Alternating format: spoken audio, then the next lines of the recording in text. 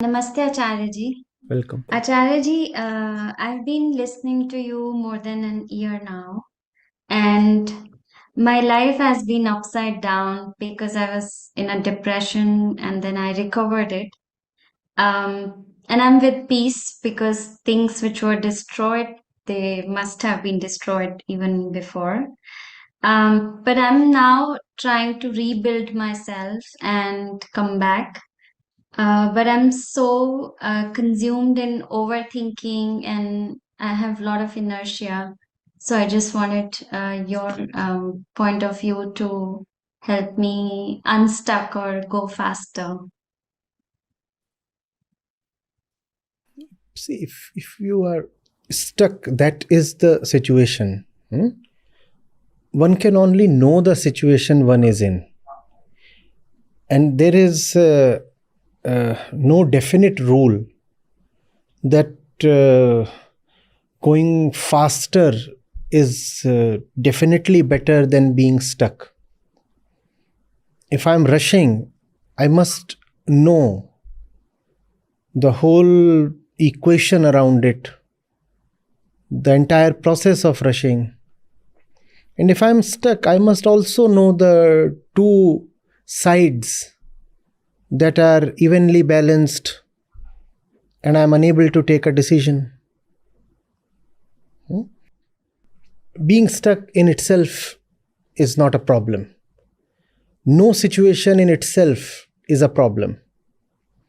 The problem lies not in any specific kind of situation, but in not knowing the situation. What we call as a bad situation is bad only if we do not really know what the situation is. If what we call as a good situation is a very bad situation, if we do not understand where our concept of goodness is coming from. So when you are stuck, ask yourself, what are the tensions playing on my mind? This tug of war. Which are these two parties? Can I name them? Can I see their faces? Something is pulling me to the left. Somebody is pulling me to the right. Who are they? Can I unmask them? That's what you need to know. You don't need to feel hurried. You don't need to feel bad that you are stuck. There is no need to be always in movement. In fact, right movement comes not from the desire to move, but from an understanding of what is. So just try to see what's going on. What's going on. And it's both relieving and amusing. And it cannot be relieving unless it is amusing. You will be entertained when you will see what is it that holds you, arrests you, confines you, or pressurizes you. And one is never pressurized from one side alone. There is somebody here saying, come on, do this. Some other vector is acting on you from somewhere else. Hey, no, don't you dare try that. Somebody is from behind whispering into your ear. No. See, both of these are idiots. Come my way. So find these chaps out. Who are they? Where did they come from? Were they always there? When were they introduced to your mind? The more you know them, the more you become free of them. Actually, I took on a challenge. It was, I think, going on for 3 years or more. And it was much bigger than what I had anticipated at the start, but it was the right challenge. And it broke me into many, many pieces. And that's when I started Bhagavad Gita with you. Otherwise, I would have died. This was sure. So I think this really helped. Uh, I understood that that path was wrong. So now it doesn't hurt because I've left the path. Yeah. But where I feel hurt is because I think that I have a lot of potential, and I don't know why I'm waiting to get it be manifested. And there were a lot of fears I had, which I dissolved, but I think that there's still a layer of fears or inhibitions because I also failed along the way. The challenge I was standing up was almost quite big, so I did fail, and that also is giving me inertia. Sometimes I feel, No, taking up great challenges is always a great thing. I always say that unless you have a great war to fight, you will never come to the Gita. yeah, That's why it's very important to play true to your conviction. The the really shrewd ones are those who stand in opposition to the truth but never disclose their stand. I say if you even if you are opposed to the truth, now come on, enact and live out the consequences of your position, and that will bring you to the Gita. So it has been always seen. It's a historical fact that those who have made great attempts, heartful attempts, even if in let's say unwise directions, have been relatively quicker in coming to the truth because they at least tested their hypothesis out. They said, there is this that I want to do, and that which you want to do might not make sense. But you realize that in retrospect. At that time, it made all the sense. But you tried it out. And that's called living up to your convictions. You tried it out, and that will bring you to the Gita. That's the first part. And the second thing that you said that that still prevents you from doing the right thing, you're still waiting. The memory of the loss or the failure is still a kind of deterrent.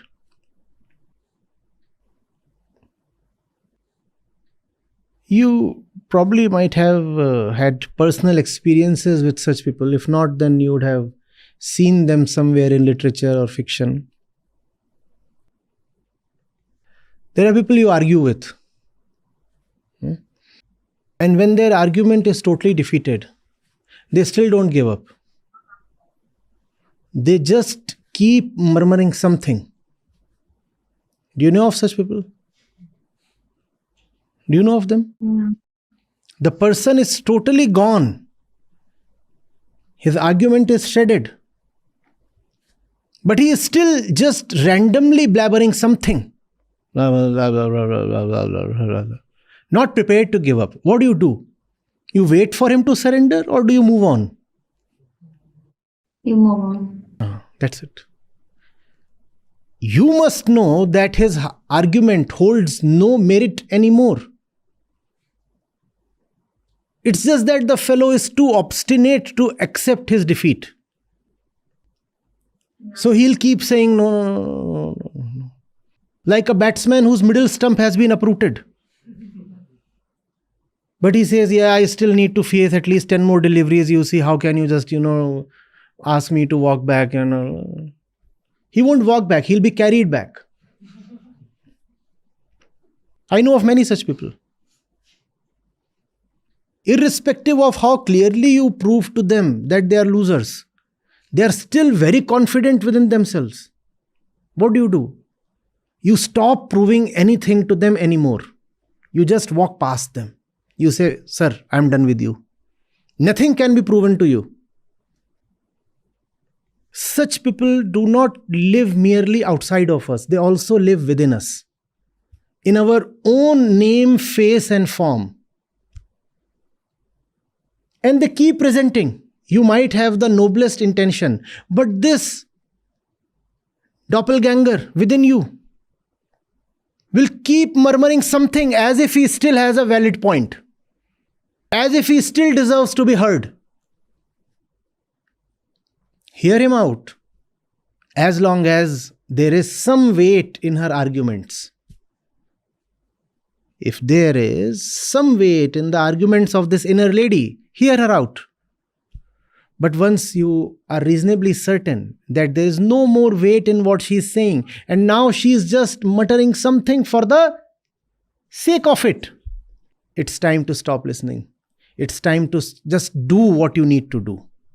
It's like standing on the edge of a cliff, ready to dive into the beautiful stream flowing underneath. You're standing there, ready to dive. And what is the inner lady still muttering? Everything is done. To come to that place, you have traveled as much as you needed to. You are wearing the right outfit. You have made all the preparations. Everything has been done. The temperatures are right. There is no obvious danger. The stream is beautiful. And you know how to swim. Still the inner lady is saying, and it is not good. But why are you saying it is not good? No, it is just not good. No, I don't like this. This is not good. This is not fair. Something. What do you do with this inner one? Let her keep saying what she has to. You close your eyes and just jump.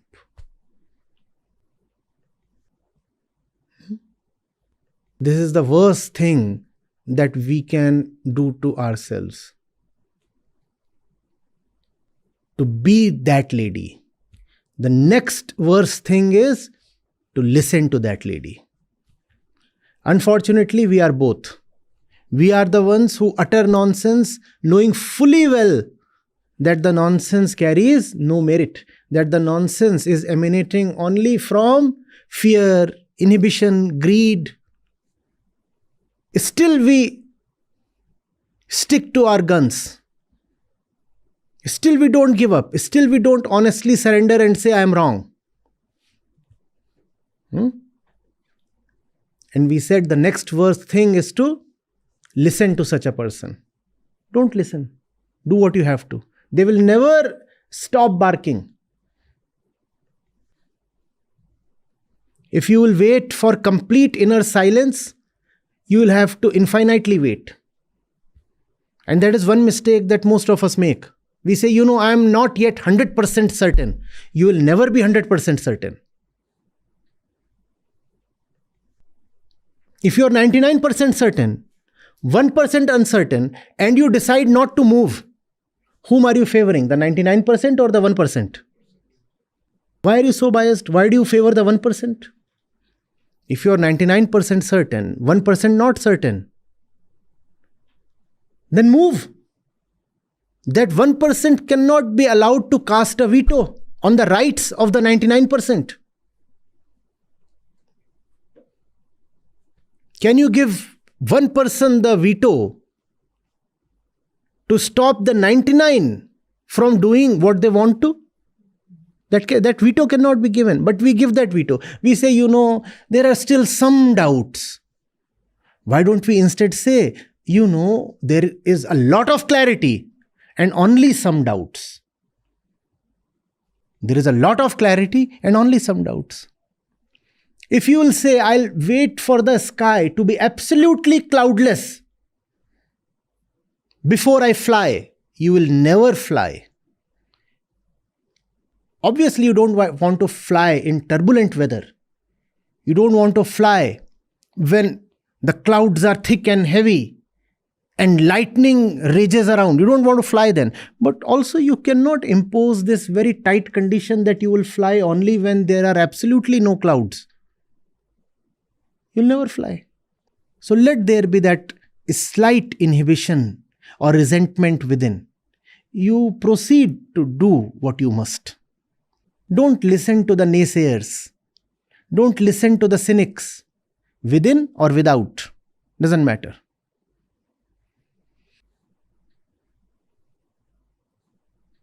There is this beautiful excerpt. It's either from Lust for Life or The Agony and the Ecstasy. One of his two works, Irving Stone.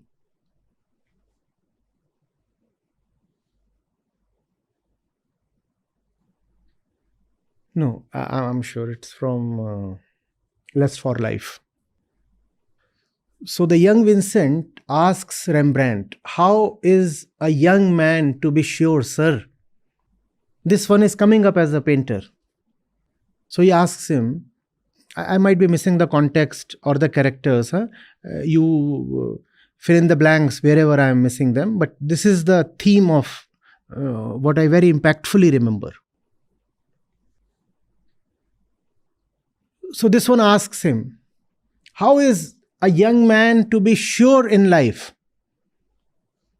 And the teacher or the advisor or the senior friend, he responds, you can never be fully sure. You can never be fully sure. There would always be an iota of doubt. But you have to proceed to do what you believe to be right.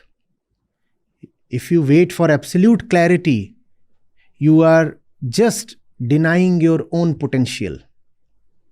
Never wait for absolute clarity. It is never going to come. What in life can be absolute? Nothing.